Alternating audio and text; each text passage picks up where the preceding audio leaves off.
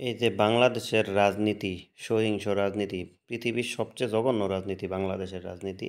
এই যে দেখেন গত এত বছরে ওই যে আমরা যখন থেকে বাংলায় রাজনীতি শুরু হইছে, দেখেন 2013 থেকে 2022, আমি আগে একটা পড়তেছি পরে আরো আগের পড়বো 91-92 থেকে।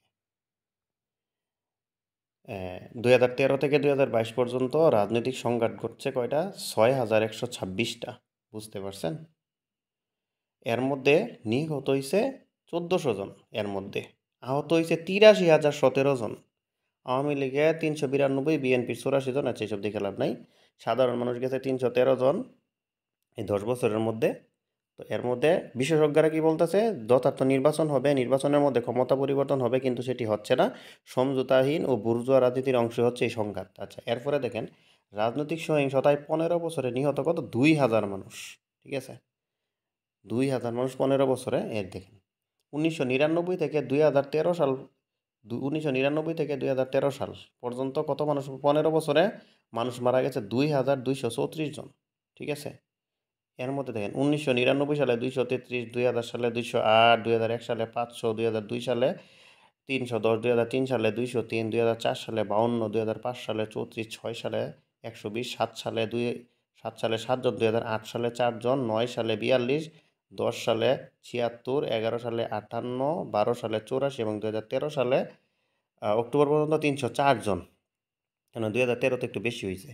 22 বছরের মধ্যে প্রতিটি সরকারের শেষ বছরে, অর্থাৎ নির্বাচনের বছরে সবচেয়ে বেশি মানুষ প্রাণ হারাইছে।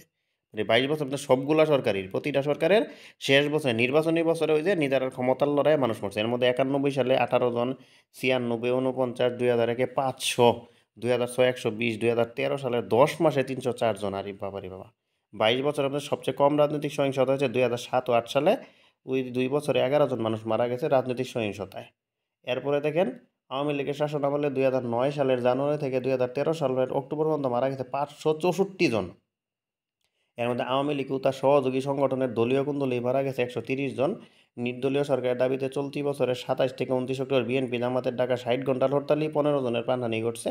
এর মধ্যে জানুয়ারি থেকে সেপ্টেম্বর পর্যন্ত 9 মাসের সহিংসতায় 289 জন মানুষ নিহত হয়ে 55 জন মারা গেছে হেফাজতে ইসলামের সঙ্গে পুলিশের সংঘর্ষে, 18 জন মারা গেছে জামাত পুলিশ সংঘর্ষে।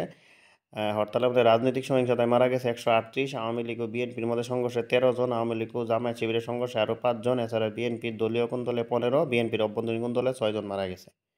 এরপরে 1996 সালের জুনে আওয়ামী লীগ ক্ষমতায় আসে। 1996 থেকে 2001 পর্যন্ত 898 জন মানুষ মারা গেছে রাজনৈতিক সহিংসতায়।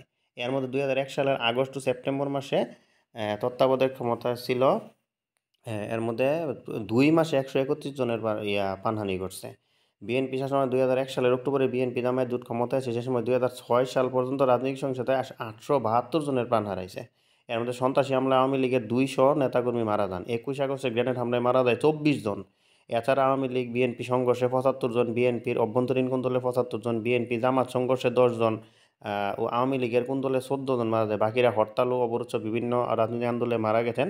সে আবার ক্ষমতার শেষ সময় 2006 সালে 120 জন প্রাণ হারান। এর মধ্যে আওয়ামী লীগ ও বিএনপির মধ্যে প্রাণ হারান 36 জন। ঠিক আছে, 1991 থেকে 96 মে পর্যন্ত বিএনপি ক্ষমতায় থাকালে রাজনৈতিক সংঘর্ষে 174 জন প্রাণ হারায়।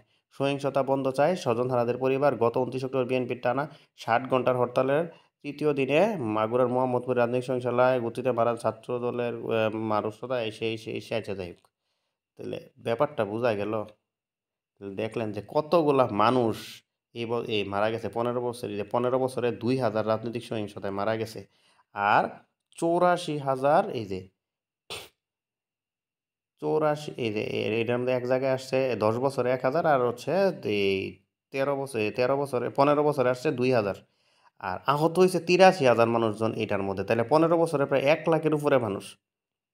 তাহলে এই যে মানুষের রক্তের উপর দিয়া এই যে রাজনীতি, এটা তো রাজনীতি, রাজার নীতি। যে রাজ্য শাসন করতে চায় তার নীতির জন্যই তো এত মানুষ মারা যায়। এত মানুষের লাশের উপরে গিয়া এই যে মানুষগুলা এই দেশ শাসন করতে যায়, এরা মইরে আল্লাহর কাছে কি জবাবটা দিবে? এদের মধ্যে কি ইমান আছে? আল্লাহ জানে। আর এদেরকে যারা ভোট দেই, আমরা যারা গণতন্ত্রে বিশ্বাস করি, গণতন্ত্রে সাপোর্ট করি, এদের মধ্যে কি ইমানটা আছে? কুরআন আসছে শাসন করার জন্য। শাসন একমাত্র আল্লাহ তাআলা করবে। মানুষ কেমনে শাসন করে? মানুষ হচ্ছে গুলাম, মানুষ হচ্ছে দাস। দাস আবার কিভাবে শাসক হয়। দাস তো হবে আল্লাহর খলিফা, আল্লাহ যেভাবে বলবে সেভাবে চালাবে।